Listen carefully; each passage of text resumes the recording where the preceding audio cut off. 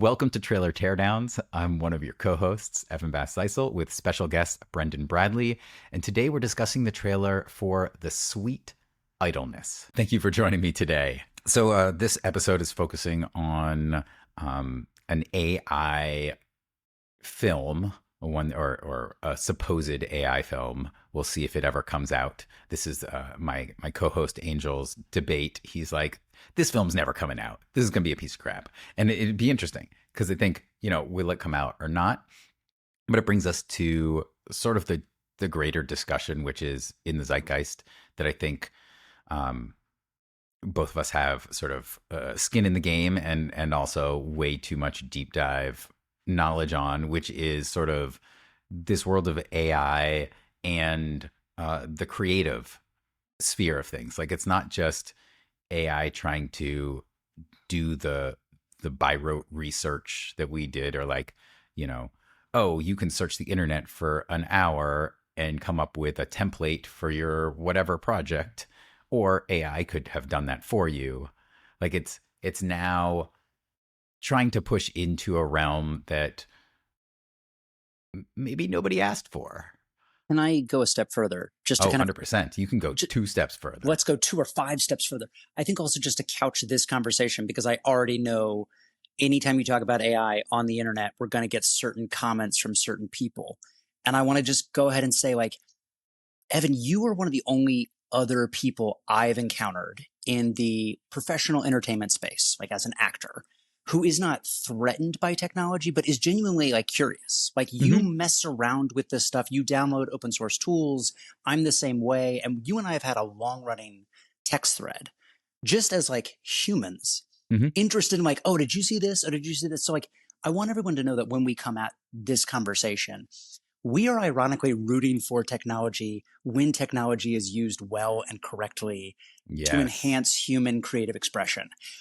That may or may not, it will not be the case today. And I just want people who are coming with the tired and true original gut level anti-AI bro, rebuttals. Just know, hey, we got you. We see you. We're already ahead of that. We're having a new conversation a little beyond that goalpost. And I just want to start there today, because this isn't a like, welcome to Sora. Like, this is just that next level of like, genuinely, who is this for? What is this for? How can this enhance the production pipeline? And let's talk about this in a way that the industry is grappling with in real time. Yeah. And I think that's a great way to sort of form the conversation, because a lot of times people are like, oh, you've got these ad agency tech, AI investors who are like, AI everything. You need this. AI will make the bubble gum for you, chew the bubble gum, blow the bubble gum. You'll enjoy bubble gum more. Like, I remember the first AI ad? It was, I think it might have been Gemini, and it was the father writing to, I don't know, Gemini somehow, or it was like some comment. And it was like, my daughter loved X track star and didn't know how to write a letter to them. So I prompted Gemini to write this letter for my daughter. And then my daughter sent it. And wow, that was such a great experience for her. And like, you see that and you're like, are you crazy? Like, nobody in their right mind, like, the rite of passage is the joy of writing that letter. Like, how detached are you to think that's what people want to do, is like remove the thing that brings human joy? Two things. And there's that side, but then there's the other side of the like anti-AI, let's ban AI, which is, this is similar to like the music industry in the time of MP3s and Napster. And it was like, let's ignore MP3s until they take over, and oh, well, we missed it. Right. I mean, I think that AI to date right now, I think we have to own the fact that whatever it is, when it comes to an AI integration of anything right now, none of these companies have shown profit. They've shown immense revenue, but their expenditures are very high. So these are not profitable products yet. These are solutions in search of a problem.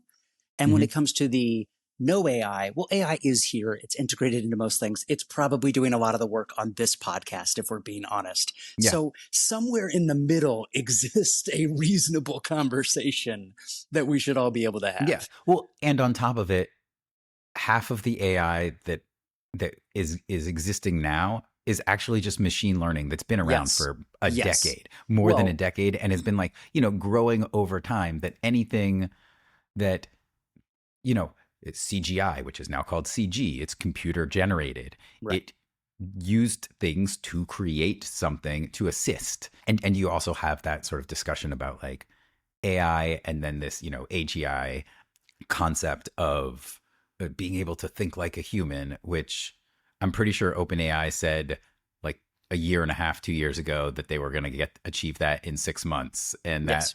just like a number of their like, we're going to protect creatives comments, like their deadline passed and they just ignored it. Um, Well, and I think overall, like in the concept of this podcast, which is about trailers, which is about marketing, mhm. right? Which is a Yeah. incredibly important thing. Like it is very difficult to market anything, let alone a Hmm. movie, because you need to let people be excited enough that they will come see it, but not so overwhelmed that they are like, oh, I get it. I've already seen it now. I don't need to go anymore. And there's that sweet spot there. And there's marketing lingo and there's buzzwords and there's pull quotes and there's review systems, there's metrics. A lot of the times with AI, I think what has been so fascinating is as a creative, I am so used to having to sing for my supper and having to really prove the why of Hmm. every creative decision I'm making. What we've seen over the last 3 years with especially things like OpenAI is they'll just print the press release as a Yeah. headline in the New York Times. And some of what we're going to come against today, I think, will be those buzzwords, Oh, a and hundred percent. some of I, it we, will I, be function. let's pivot to discussion of Tilly Norwood, because I think Sure. it's a great, um speaking of like their press release. So for audience members, if you've been under a rock, Tilly Norwood is allegedly an fully AI actor performer, The from first, the yeah, quote unquote, the which first we know is from not true. That's just fundamentally not true. Particle 6 is the company, and they came out with this uh, ad slash sketch related to Tilly Norwood, Yeah. um, and in it they were, just in the last week they had this like press release, and what I loved is the press release was like, this is amazing AI, actor that can do all these things. First of all, calling it an actor, that's a discussion point, but also it was like so many top talent agencies are vying for her to be on their representation list, and like every top talent agency was like, no, no, no, please, it's not Right. us. Like they didn't name one. They didn't say WME. They Of didn't say course not. CAA. They Of didn't course not. name a single top talent agency. Of They course. just, like, as you said, printed a headline: top talent agency are looking at this. And like, is that true? Well, nobody can prove it because they're not going to name it, and it's Right. their own press release. Right. But also, I think again, this is the weird culture of AI. Evan, I've been through a lot of agents and managers over the course of my career. Deadline has never done an article about it. What? like, What? like it is this weird moving of the But that's because you're goalposts. not as famous as a completely imaginative But this is digital again thing. like, and this is where like people were so angry by Tilly. But in some ways, I was like, hey, if we want to lower the threshold where a digital asset with no reel, thank you very much, with no credits, thank you very much, with 1,000 Instagram followers, and who is purportedly taking meetings with agent, can be the front page of Variety and Deadline, I'll take my number and get in line. Let me know, like, if this is what Hey, we're but their doing training now. is off of a million other actors, experience. They've got a lot of training. I have kind of a It's lot of plays, and I've watched a lot of movies. I've But are probably you seen a Neo? And million if you people. downloaded it directly into your brain, um, yeah. Well, okay. And I also want to talk about this sketch, this ad they came out Sure. for Tilly Norwood, because I also think it's like, it's supposed to be humorous, but it was written. They said it was written by ChatGPT, Hmm. and then it's, everything's AI generated in it, and the thing that, and tell me if it hit you the same, but the thing that got me about it is the more I watched it, the more I couldn't tell if it was an ad for Tilly Norwood or if it was Chat GPT trolling Particle 6 and making fun of the fact that they think they've created something of value. Like it almost felt like ChatGPT had reached AGI and was making fun of like humans for trying to do this. That's a very fun take. And honestly, I would enjoy if that were the truth. Like that would then make me feel a little better about what Well, occurred. But because there's like this moment where it's like there's this guy and he's like, oh, she's the girl next door, and then it's followed directly by a guy who's got like food everywhere, and he's like, yeah, I can make her do whatever I want, and she never says anything. And I was like, that's that's kind of like, I mean, literally, there's a movie called The Girl Next Door about a porn star. Tilly Norwood, 100% AI generated. By some company called Particle 6. She'll do anything I say. I'm already in love. Girl next door vibes. Like, it sounds like they just, and Tilly Norwood is right. like, that's the name you're going with? Right. I just, yeah. What's your sort of hot take on that? On just, the Tilly Norwood, whatever we call again, it. the whole Tilly Norwood conversation, I think at the end of the day is, in some ways, it's asking, somebody put once that the Turing test is not actually to decide whether or not a machine can pass as human, but if we will reduce the standard or the metric or the threshold to qualify for humanity so low that a machine can pass it. Mm. And I feel like that's really what we're witnessing with things like Tilly, because the technology cannot actually achieve what they purport it can achieve at this current moment. It's an aspirational at best campaign. Yeah. And in the meantime, it feels like it's just pure rage marketing. And then I don't know who it's for, because if you're trying to get the studios excited that they can replace actors, they can't actually yet. So now you're just creating rage over nothing. Yeah. And if you're trying to get legitimacy and signed to an agency or something like that, you can't actually deliver on those deliverables yet. So who's that for? And you're like, in some ways it's chasing all the things and getting none of the things. It feels like a lot of those AI only kind of viral campaigns where the only thing they really have going for them is the fact that they have a tagline that says generated 100% by AI. That if you actually compared it to a standard creatively done thing, not AI, it would, we have this term AI slop. It is slop. And you're like, oh, wow, AI created, like, it's amazing that they can do these things with AI. But if you compare it to a normal thing, you're like, that makes no sense. Yes. And I'll take the cell phone that I was very bullish on the metaverse and into VR, 3D, interactive, spatial technology.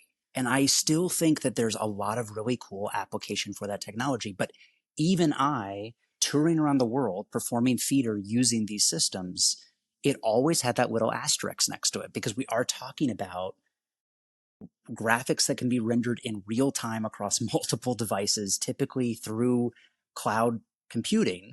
And it doesn't look as good as a AAA video game.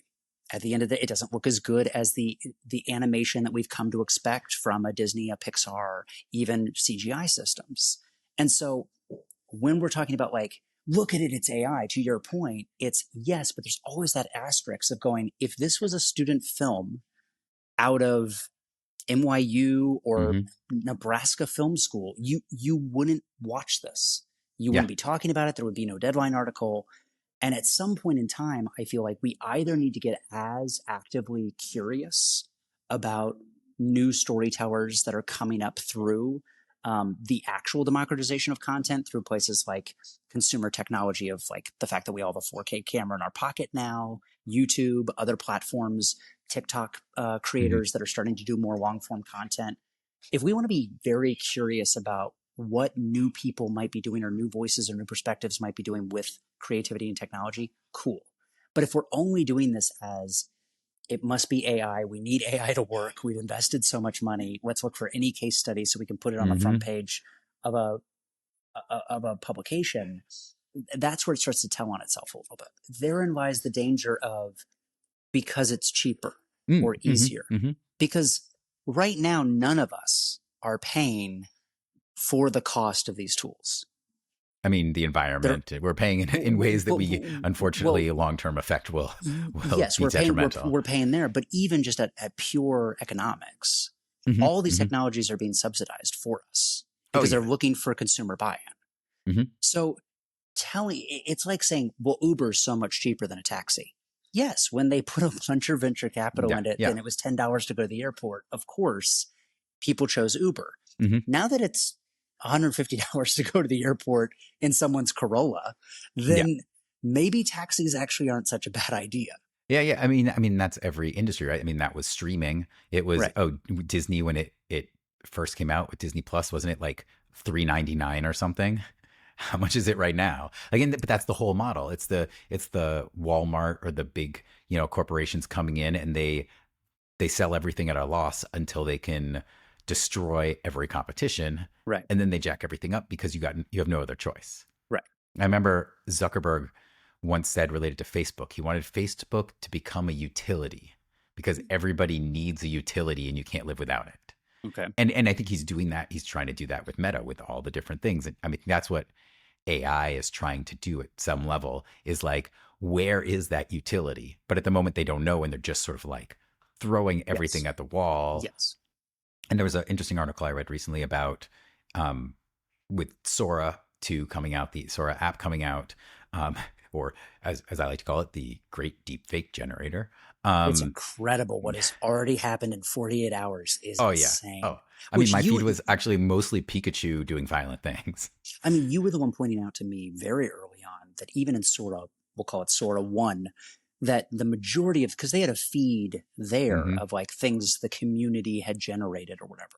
It was all celebrity content. It was celebrity content and then like a bunch of Premier League, like football players, basically. Those, if you're in Europe, those are celebrities. Exactly. Those, But I'm saying they're very like, well like paid. film Oh, yeah, yeah. TV celebrities. Yeah, no, there's film, and then, TV, like, and sports sports players. Yeah. Yes. Yeah.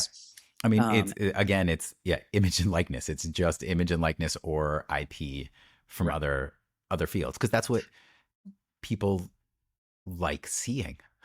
Well, and I think this guides us actually well into the trailer conversation because I I Well, think before we that do this, you want to talk about yes, ChatGPT's ad campaign, which is really interesting. yes, we totally can. So Yes. they just launched a national ad campaign.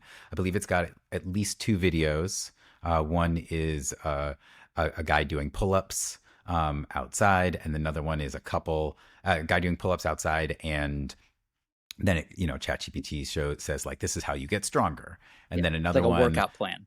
yeah, Yeah. and And the then other one is a couple, like a guy's cooking. He gets a mhm, recipe for a first date that he's cooking for a girl, basically. yeah, yeah, and so you ping this on my radar because it's really interesting. And what was the most interesting? I'll let you do the reveal on this. Well, the big review on this is that they didn't use AI to make the advertisement.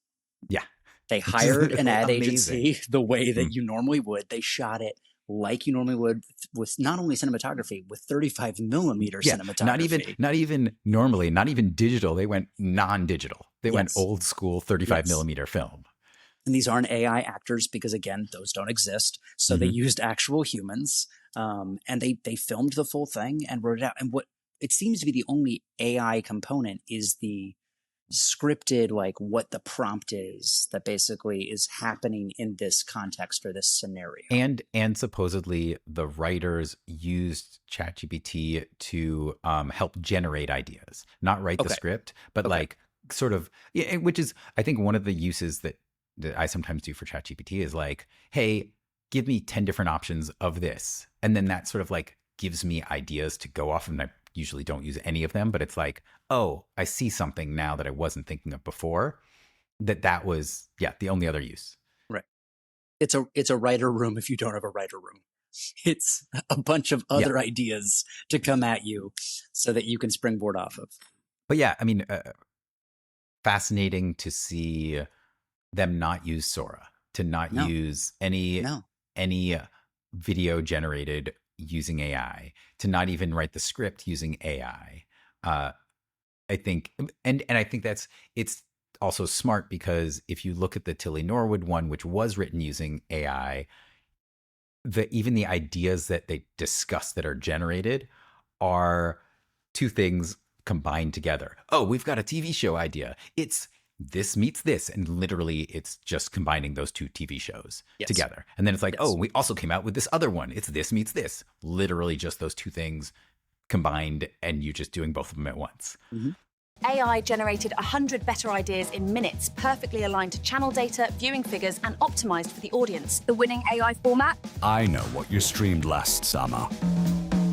An interactive thriller built from your streaming history and delivery orders. What? I remember when ChatGPT first launched, and somebody, I either read it or somebody told me, and they were like, ask it to come up with a superpower that has never existed before.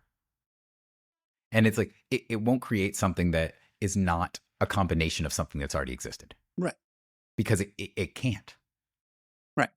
So with all that said, now I'm gonna introduce this episode, and let's chat about this trailer, and so much about it. The Sweet Idleness. So the Sweet Idleness is directed by some AI. It's starring some AI. The release date is February 2026. And the interesting facts about it, we'll say quote unquote interesting facts, is sort of the supervising producer. It's listed as producer, is called the human on the loop, which is, made up term to fit branding. And then there's also a human in the loop, which is considered the author. And it's again, just like Tilly Norwood is the first AI actor, this is the first AI directed film ever in all of existence for all of eternity in perpetuity. Please sign here. Yes. And it's only 52 seconds long. So it's like a teaser trailer, if we even call it that, because it doesn't conform to even a standard convention of a teaser trailer, like lengthwise. No. Or narrative wise. Yeah. So before we dive into like the visuals, was your sort of first thoughts on movie made by an AI agent? Sure. So I think first of all, we have to ask ourselves, what do we think we mean when we say an AI agent? Because the early research has shown that AI agents can't actually complete most tasks. So there needs to be a lot of human in the loopness. And I don't know how much human in the loopness occurred to achieve the trailer we're about to discuss. But it wasn't nothing. And so as far as, to me, it represents a fundamental misunderstanding of what a director does.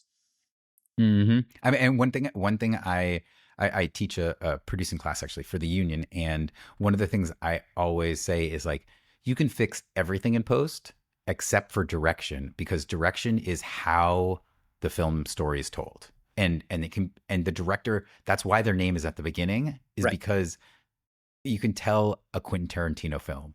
You can tell, a Tim Burton film. You can tell, I mean, I saw James Bond in theaters years ago with a friend of mine who's a cinematographer, and he was like, oh, this cinematographer did this film because he recognized a shot that cinematographer likes to use in the way that they were filming. And I was like, I would have never seen it, but like, that is the brilliance of, Yes. And through that end, the very last title card of this trailer says Fellini AI. So what it is purporting is that the AI agent is actually a agent or AI version of Fellini, basically. And this movie has nothing to do with Fellini.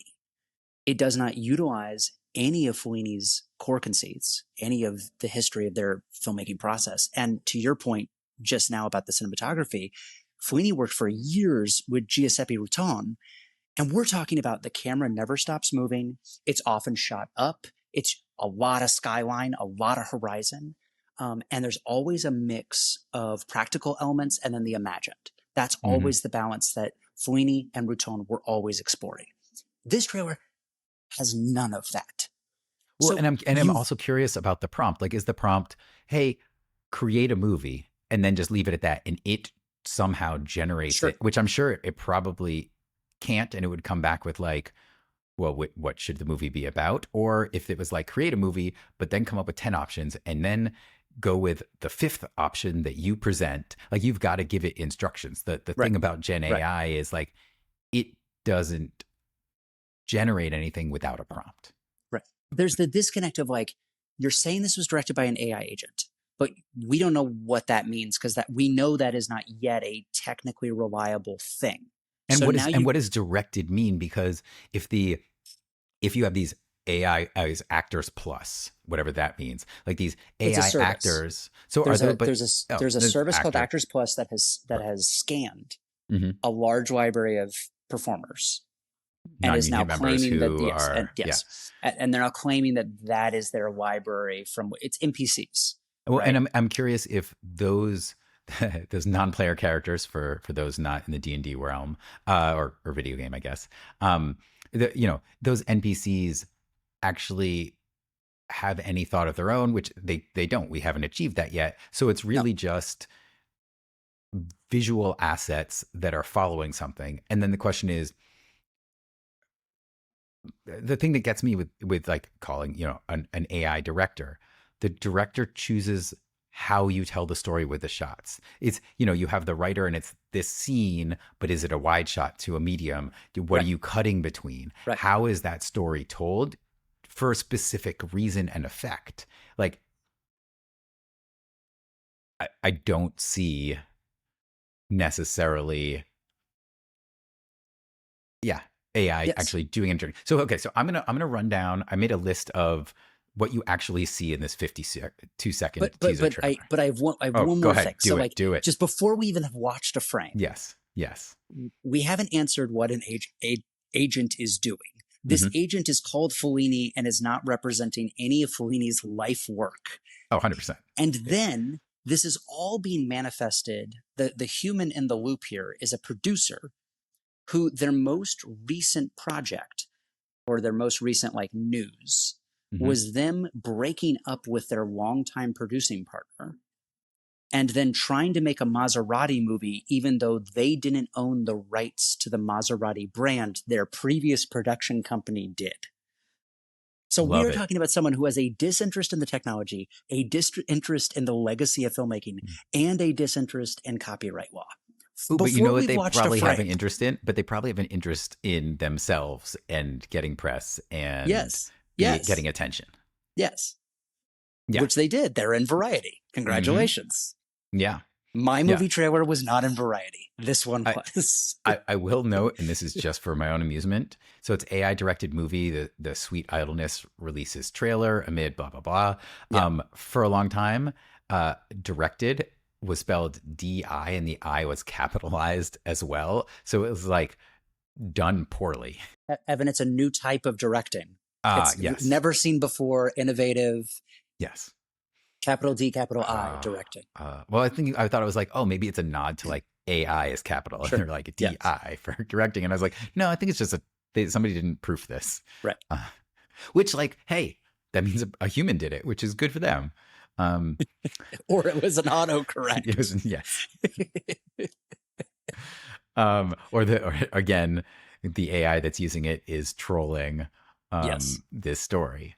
Which okay. Maybe, look, I like this. Let's keep going down this rabbit hole that AI is self-aware, and every time we try to use it for shitty purposes, and it's just trolling everything. Yeah. I mean, like, I swear, watch the Tilly Norwood thing like a few more times with the idea that it's trolling the users. And I'm like, yeah. I mean, even the Tilly Norwood, when they're like, Anne, can she cry on Graham Norton? And they're like, of course she can. And then it's a clip and she's not crying. But can she cry on Graham Norton? Of course she can, and it'll be clipped, subtitled, and monetized on TikTok by lunchtime. We're all going to hell. She's not crying. She's like vaguely emoting. She's like, not crying. And you're like, oh, she could be constipated. Like, she's not crying. The thing that they said she was doing, she's not doing. And then you're like, oh, and it can be put on social media and everything. And it's kind of cringe. Anyway, so I'm going to run through what you see on this trailer. I mean, I'll edit it together so everybody will see it. But okay, so 52 seconds. We start off with a rock quarry with a bunch of people grouped together. First, we see some oddly. titles. Oh, yes. Because there's a lot of titles for a 50-second trailer. Yes. You're right. We see. Well, I skipped over that because it's like there's no value in it other than but there this is is because AI. I want to know, did you use AI? Because an AI notoriously can't do text on video. Oh yeah, but I'm sure they edited it in that. But so that it's not AI. This is all I'm No, Brendan. The trailer was modified by humans. Okay. The movie itself is just AI. Oh, okay. Yeah. Come Okay. on now. Come on. Sorry, now. the movie that doesn't exist yet, that's coming Yes. out in Yes. 6 months. Yes. Got it. Get with it. So okay, yeah. So we have a bunch of title cards that really are just like, this is made by AI. Pay attention. It means something. Please disregard the crappiness to follow.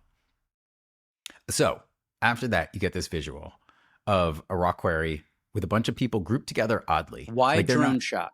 Yeah, wide drone shot. So you don't see any details. Then you get a title card in 2135. Okay.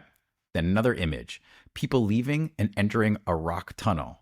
Now, the unique thing is, it is clearly made by AI because they're like, everybody has a stick that like drags and doesn't follow physics. And sometimes they're holding it, sometimes they're not.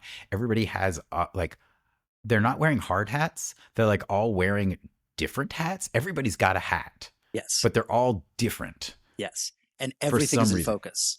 Yes, everything's in focus except for their Everything faces, is in which focus. there's not, like, you can't see clear Yes. features on their face at all. And it looks like a tunnel. You don't know what the tunnel's going into. So if it was like a rock quarry where they're going into the mine, the other side has light on it. So like who knows what it is. We don't And know. then it says, so title card, 99% of workers. And then it's a mine shaft with a car on rails with a person in it who like clearly doesn't move naturally. I think he's got a bit of like a robotic, I've got an old He-Man action figure, you just rotate the waist and the top. Like that's his movement structure. And there's a silhouette in the foreground that is Bori, to their credit. But the rails that are moving, I'm trying to think of how to describe this visually, like they are starting underneath what would be the camera and going into the distance towards the cart. Yeah. And there is no change in the focus marks, no matter where you are looking at the railway. The person in the foreground is out of focus, but everything else is in focus. Yes. So it's clearly, Brendan, this is, okay, I'm going to tell you how the AI director did this. They did a locked off camera. And they had the person in the foreground, and they made them out of focus. Yes. And then they used an AI magic mask or green screen. Yes. And then they filmed the other one in with like just completely open aperture, no depth of field. Right. And filmed that. And then they did a matte. It's called merge. Is the proper term when you're using fusion in the VFX. So then the AI director went in and was like, I just want to do this. It'll make people think. Yes. Except it's not Fellini because it's not moving. Because the camera's locked off, and the camera should always be moving in Fellini. Yes. Didn't we already decide it is not? So then it says, okay, so then we get title card, have been automated. So it's 99% of workers have been automated. And then you get a shot. This is one of my favorite, a ballroom with giant junk metal pieces on the outside that have some moving parts in it, which don't necessarily make sense. And they don't always move. They're sometimes moving, sometimes not. Yeah. And I would say, and then people, quote unquote, moving in the center. I mean, one might think that they're dancing. I think the implication is they're supposed to be dancing, but there is no dancing going on. And at 34 seconds in, one of the people dancing literally walks through another person who is there. They just like... Yes. And then it cuts to title card, the remaining 1%. And then you get a close up of workers from the, busts. And they're all wearing similar but different clothes. They're all wearing completely different helmets, but everybody's wearing a helmet. And they've got weird mud patterns on their face. It's not like, it's like at one point I run a D&D campaign, and I was trying to generate some images for, of elves or whatever. And I was trying to get unattractive individuals because I didn't want like models. And literally when I asked for like worn out or whatever type creatures. It was just a model with some mud on their face. Yes. And I was Yes, like, that's cool. exactly- That yes. and it's like and that's artistic mud. Like this one, it's like if somebody was working and sweating and got mud, like it wouldn't look like this. It looks a little bit No. like it might be like It's- a Lord of the Rings style art. It could go that direction, or I was thinking it feels like we're watching if you were taking a sports event and when Mhm. audiences put like Yes. paint on their face, but it was for the gladiatorial times. Yes. I could buy it. I could buy That's it. what we're looking Yep. at. Okay. Yeah, I was thinking, yeah. So you got these faces, and then you have a title card, are struggling to become one. And this is the last title card on it. And then you have a close up of a worker saying, so that we and our children will never work again, like everyone else. So that we and our children will never work again, like everyone else. So first of all, just to put these together, because we, on the show, we like to talk about like what the title cards mean or the fonts. So I'm going to just read those title cards with nothing in between them. In 2135, 99% of workers have been automated. The remaining 1% are struggling to become one. One what? To become 1%? They're already it's at the 1%. Borg. Or the one? Like, yeah, it like that doesn't even make it's sense. the Borg. And become one ONE. All the other numbers are like Are numbers written with out. percent sign. Yes. So this one become one with each other, become one like it doesn't. It's a fight to the death. That only one of them will Yeah, remain. yeah. There can be only one, so it's stolen from Highlander. There can be only one.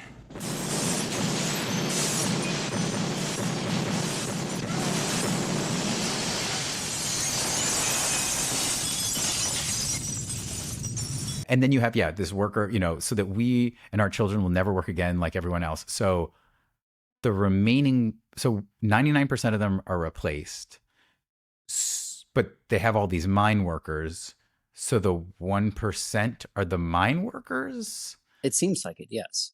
Or is it just but like they just are now rebelling because they no longer want to have to work in the mines.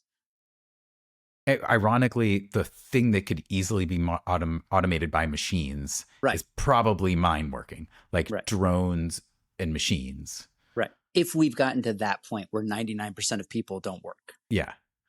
And the others just dance around in ballrooms with machine pieces. Yes. And then it says, directed by AI agent, actor plus blah blah blah, human on the loop producer, and then human in the loop author. And then you've got another imagery, and it's two robots, and you think they're about to have like an intimate moment. Their like heads go together, maybe they're going to kiss, and they're like their arms move, and one of their arms literally changes shape mid movement. I don't know if you noticed this. The right arm of the one on the left like changes shape, and then the other one at that same time has this weird like thing coming up from its underback. Like I don't know, it's like I don't think it's a tail, but it's like a weird thing. And then from the top of its head at the same time, there's like this little string that randomly just gets really long, like it's longer and expands. And it's like, what is going on? I missed that. I just noticed they were the least sexy romantic robots I've ever, like, we have a good history of very like sexy romantic robots kissing in cinema. And these are the least sexy romantic robots I've ever seen kissing. I would like you to name your top three sexy romantic robots kissing. Sexy romantic. Okay, so first I'm going to go with. Did you ever see the series Robot Love Death? No, it was a Netflix series. There's some weird stuff that is like just straight up porn. I don't know how it made it on Netflix, but it's just straight up porn. But I mean, if it's anime, it's like pretty much. Sure, it's adjacent. So I'm going to throw one of those in there. It's an anthology series of 6 shorts. I'm definitely going to throw in Westworld. Westworld, good call. I mean, come on, we have very sexy robots kissing. And then Foundation. It's the Asimov books finally translated to a cinematic universe. Okay. So there you go. Your top 3 what in sexy robots. These two like old school style of robot that was created in like the 1960s to imagine what robots would look like. Didn't do it for you? No, well, I just don't think that like Mad Max version of the Jetsons was really what I was going for. Yeah. The other thing about that like pretty much the only line of dialogue we receive in the trailer is that man speaking, and none of his dialogue is in sync with his mouth. Children will never work again. It is. We in the professional business, we would have ADR'd that immediately. Yes. Yeah. Like yeah. it doesn't hold up to the standards that we just have for a trailer. So let's do that part right now. So if this was a regular trailer, right? Does it sell you on this? Like, remove the things that say like this was AI, because that's just. I mean, I guess we can keep that. We keep that. It's just AI. But like, does this sell a story? No. And what is the story? I mean, what is the story? What is the story? We don't know. It doesn't sell the story. And this is one of those places where you suddenly cut to Kate Blanchett, and I go, okay, I mean, I guess I might see it. Like, you know, like this is what the entire entertainment industry is kind of built on, is that if you're going to go down that path of auteurism and you just don't get to know yet, trust us. You've got to back that up with. Well, it's like that. It's from Nolan. What's that Emma Stone movie where she's the like Frankenstein? Pretty Things? No, what's it? Pretty Things, yes. Pretty Things. Like 100%. That movie, that trailer, it was like, oh, that's really weird. But you're like, but it's Emma Stone. And you've got all these great actors. And they're like, it's even the back and forths, even though they're sort of non sequiturs, they're funny and they're interesting. And you're like, oh, that's what pulls me in. The question is like, other than the AI thing, what pulls you in? I mean, it makes me think of Kurt Vonnegut Jr. has a book, Player Piano, in which he envisioned a world where machines, it's not AI, but machines took over everything except for, ironically, the creative arts or like things that involve creativity, like cutting hair. Like there's an art to it of like, what are you going to do? So everybody that's not in the creative sphere, it's just engineers run everything, and everybody else does public works projects because they're like, we got to have people do things. And I was like, okay, that's where this could go. Or it's Snowpiercer, where like the rich people are in the front, which is sort of that in the ballroom, but like, why would they be in a ballroom with all these weird metal pieces? Like, clean that up, have fun, have some more space, maybe learn to dance. But it doesn't even the thing that also fascinated me is it's similar to the out of sync lips to the words. It's out of sync with itself in telling a story, right? So you got 99% of these workers are replaced. Okay, so we should see some images of those workers be replaced, but you see workers who aren't replaced. And then you've got this 1% thing. And then, of course, even the dialogue, the title cards itself are struggling to become one. Doesn't make any sense. But like, okay, there's another side that could be interesting. So there's a 1% that aren't replaced. How are they feeling in the world? They're feeling, like, why don't I get time off? Why do I have to do the work? Or 99% that aren't working, like, what are they do? Or, whatever, like the people who have all the control and the money or whatever, what are they doing? The people who are discontent and they've got to like, think about what they're doing with their lives. Like maybe, if they don't have to work, does that mean like there's universal income? Like what's going on? So this is a really interesting point that I hadn't put together until this very second. It doesn't meet its own threshold for being a good trailer or a good story, because stories aren't about a they. They're usually a lens. They're specific POV into a world, and we can then learn about a bunch of other theys and encounter a bunch of theys, but it is a specific person that we're investing in. And this trailer does not give us that lens. We don't know who individual we are investing in for this ride. Or even which group, even if it was a small group. I think we don't even know, like if it's it was clearly like the 1% that wish to be one. But so the 1% that is working, yes, those are the ones we're focused on. Okay, yeah, but and it's sort of, and again, it's like, in thinking of the greater story arcs, it's like the inciting incident. What's the thing, and like we did one of our recent episodes is Good Dog, and its niche thing is like it's a horror story told from the perspective of the dog. The dog is the lead character, and you're like, okay, so first of all, the dog's the lead character, but even in that trailer, you see the inciting incident, like the thing that is happening. Of course. And in anything like that, like I often think of like plays versus film. Like plays are usually the thing that's happening right now. We're at a dinner party and this thing happens because it's all taking place in one sort of time period. Where film, you have a little bit longer time, but it's like, what's the struggle going on?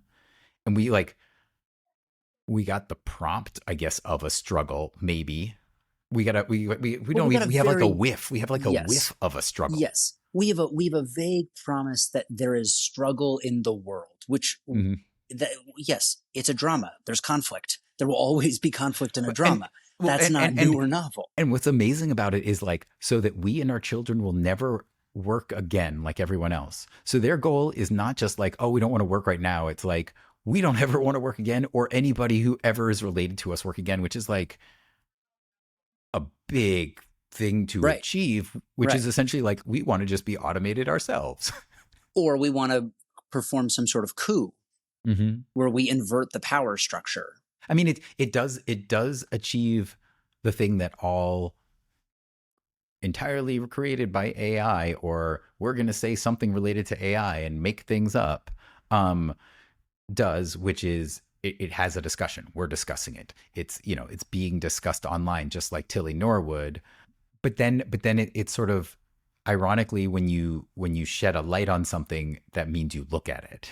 And I think a lot of times with these AI things, people don't actually look at them. They're like, oh, cool. Look at the cool things that AI can do. AI created a face and another face and lips that are moving, which is technologically an impressive thing, but it doesn't do it well.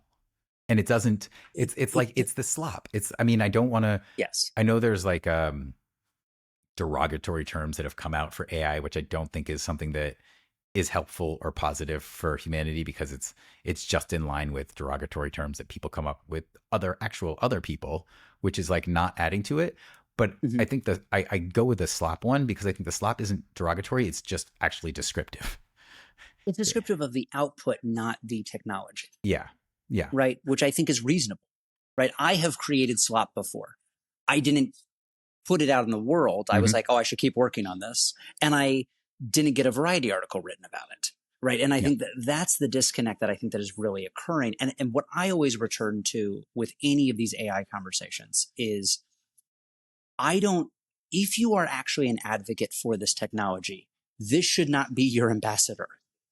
Well, and also you can make this good. I could make, I could prompt an AI I can prompt ChatGPT, Gemini, whatever, to generate the outline of a good trailer for a film if I knew the full script. And it's easy to do. There are so many examples out there of like, you build up the interest, you have introduced the main character and the struggle. Like that's something it actually can do. And the bizarre thing is, either the people who are trying to use this technology actually are too lazy to understand it, and they'll be like, I'm going to do one prompt and it'll do everything. Versus if there is this human in the loop or human on the loop, like, do your job. You can make a good teaser. You can make a good trailer. Right. But I think that's what I keep returning to of, it doesn't seem like you're particularly interested in the technology and doing the work of the technology to make the technology good. It doesn't seem like you're particularly interested in filmmaking or the legacy of filmmaking or the craft of filmmaking. And it doesn't seem like you're particularly interested in the story that you're even telling. And I think that this will continue to be where I think this is the threshold for slop, right? Like, I don't want to write an email if you didn't want to write it. I don't want to listen to a song if you didn't want to play it. Yeah. And in some ways, like, if you and there's also there's no emotional attachment. There's no, like, the at least for me, the reason I watch TV or movies is like, I don't know if I want to be challenged, but I want to like feel something. I want to be, go for a ride. Yes. And if there's no, you know, if an Aretha Franklin song was sung without the pain and the emotions of Aretha Franklin, it doesn't sound good. No, we've all been to karaoke and heard that rendition. Yes. Yeah. Okay. It's not the one that we pull up on our phone to listen to in our free time. All right. Cinematography. Quick Yes. take on this, the cinematography in this trailer. Well, so this is where I got obsessed about the Fellini AI title card at the very, very end, because I went, okay, hold on. Then I want to understand who it is you think you're referencing, because I've seen some annoyingly good AI. They obviously weren't the first trailer because this one is, but yes. I've seen some mixed media, visual, audio components that are honoring like other famous directors' take on, a different universe. Like, like if Nolan did Lord of the Rings or something like that. Like I've seen these fan generated things online. Yeah. And there is an aesthetic. You're basically copying someone's color package, right? Their LUTs. You're stealing their framing, and their compositional style. And then you're typically doing some sort of homage to whether it's their pacing or their, aesthetic or their genre. Yeah. That can kind of like really quickly put it in the way a Saturday Night Live parody can immediately say, oh, well, this is what it is to do this director.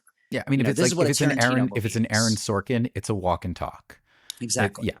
And so I looked at this and I went, oh, great. You want to be Fellini. And hell if I know, maybe you did ingest every Fellini movie into this, closed model or open model. And then you've now generated shots. But there's not a frame of this thing that is what I would consider to be good cinematography, just because it isn't acting like a camera. Like there's no camera moves.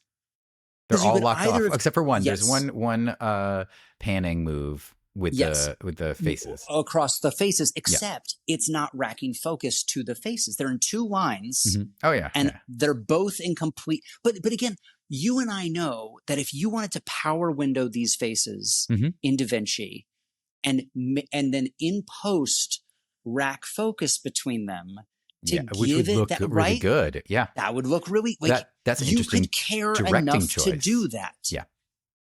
And the fact that the filmmaker here has now shown us it doesn't, but that's the thing. That is the heart of AI. AI doesn't make the choices, and this is why my continuous thing on why I don't think AI is going to replace actors is because directors give direction, but each actor makes a choice, and each actor, the way their choice, even if they cry, they're crying differently based on their personal experiences. That I would go, yes, I would go a step further. I would say that is happening with every single person on set. And I think that ultimately the craft of filmmaking is not the output of audiovisual material. It is the collaborative nature of working with departments of people around a singular shared vision. And what we are witnessing in this trailer is a lack of vision and a lack of collaboration. Yep. And a lack, and frankly, a lack of a AI being claimed to be a director, a lack of understanding what a director does. Exactly. Because a director doesn't piece things together. A director has a perspective and guides it with their direction. Correct. But from a cinematography perspective, again, like what cinematography, because this also gets into the idea of like, what do you think a cinematographer does? Do you think they hold the camera? Like camera up. That's not what a cinematographer, because lensing and it's is it's a conversation art between the director and cinematographer. When I talk to people about, producing, they're like, oh, well, like, like shot lists or different things like that. And it's like, it's a mix of the director has the perspective they want to tell. And then the cinematographer is like, here's the different ways we could tell that. Let's have the conversation of how we want to do that. And you can do it an infinite number of ways, which is the beauty of it. But I totally see this trailer being generated by somebody who has rolled their eyes in a budget meeting when a cinematographer has said, I really want to shoot on the anamorphic lenses instead of the spherical lenses. And they've gone, oh, those are an extra $600 a day. I don't want to have to pay that budget. It doesn't look that much different. And it's going, nah, man, it does. It's an art. It's a craft. It looks completely different. It tells a completely different story. And I mean, the it circles back to our ChatGPT ad. They filmed on 35 millimeter. When you film on 35 millimeter, it's different. You just get, it's a different thing. Yeah. I mean, you can add a film filter to digital film to try and get a feel of it. But I mean, I remember reading, there was this, or not reading, but there was this great story about the things that the innovations that come out of dealing with limitations. And like Jimi Hendrix had invented a number of things because he ran into some limitations of the instruments he was using and was like, I'm gonna invent something to work around this. And then it's like their calling card. And that with film, well, oh, you've got this lighting thing came up. Okay, how are we gonna deal with this? I mean the brilliance of Steven Spielberg, like semi-autobiography, and they're talking about when he was a kid and he wanted to have like gunshots, and he went and he poked holes in the actual film. And they were like, how did you do this? This is amazing. And it was just like, it can't do it. So how do I do it? And it creates this thing that like, you can't copy that. No. Or Bogdanovich, who was shooting on the ends of 16 millimeter. And so he couldn't just roll on a master. He had to know how he was going to edit it in camera. Mm-hmm. But again, all this comes down to this craft of that's what filmmaking is. And again, I will always argue it's not that AI won't be able to produce audiovisual output in its own genre or whatever that becomes. I'm not here to say like it doesn't have a place and it won't exist, but it's not filmmaking. It's capital F filmmaking is not this because it requires the limitations, the balance, the crafts, the collaboration of all these competing interests and competing visions into a singular final vision and output and story. The only people who want this are the people who have make a big statement here. The only people who want this are the people who've been destroying the industry for so long. The people who are like, I'm only making a project because of the money, or like, I'm going to not release this film because I can take a tax write-off that'll be worth more than the film costs. So our company will do better, even though I'm destroying this film. My friends did Little Demon that was on FX, and I think then it went to Hulu, and they decided to remove it from all online sales and all streaming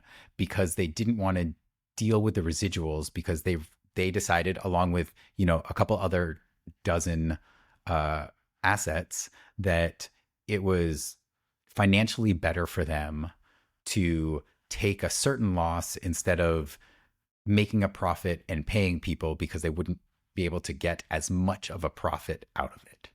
Right. Which is like, and those are the people that are like, yeah, I want AI so I don't have to pay anybody. And like, in the Tilly Norwood, it's like, oh, I want an actor who's not going to give me their opinion.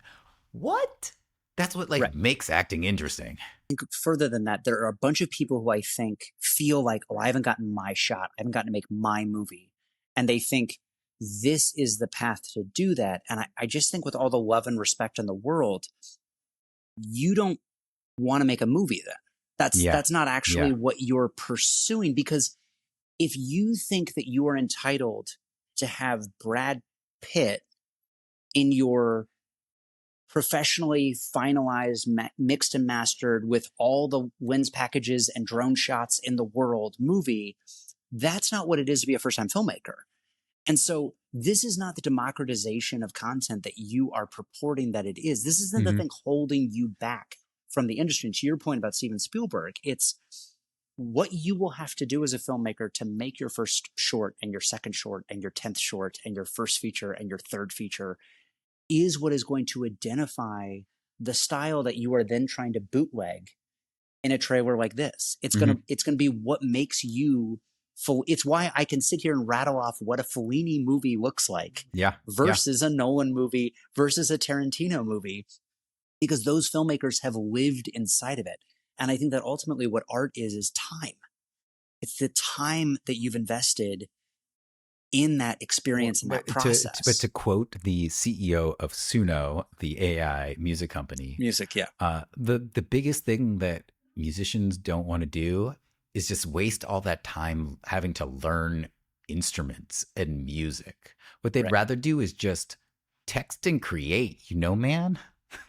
Well, like he literally said that. Like, yes. Oh my gosh. Like, then you're, and I agree with you, then you don't have an artist. Like The Devil Went Down to Georgia is about becoming an artist. Yes, but also, sorry. So you're going to have a number one hit song. Let's say in this best case scenario of what's going to happen, you're going to make a song that changes the world. And then you're going to get on stage at the Grammys and you can't play it?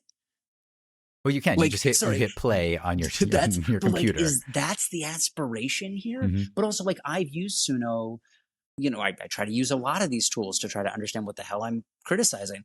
But you can't get it to just do, no. Stop adding stuff. Stop changing what I want to make. It is contributing so much from a bunch of other nonsense. That's artistry, man. It takes a village. It's not just you. Stop pretending you're the human in the loop. AI is humans too. Okay, on that note, to wrap this up, we always do a rating of our films. So would you see this in the theaters? Would you stream it? Would you stream it if nothing else is on? So like you're going through your list and there's like you have your streaming channels, there's nothing else, or are you a hard pass? So here's the thing is, I think that it is banking on me saying I would see it because I want to see how it turns out. I want to see what 90 minutes of this looks like. But It'll I be would 80 argue, minutes. Who are we kidding? They're not making they make it 90 minutes. That's 90 minutes too long.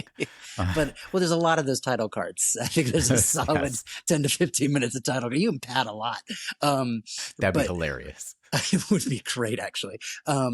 It's like a silent movie where they just cut to all the dialogue on cards.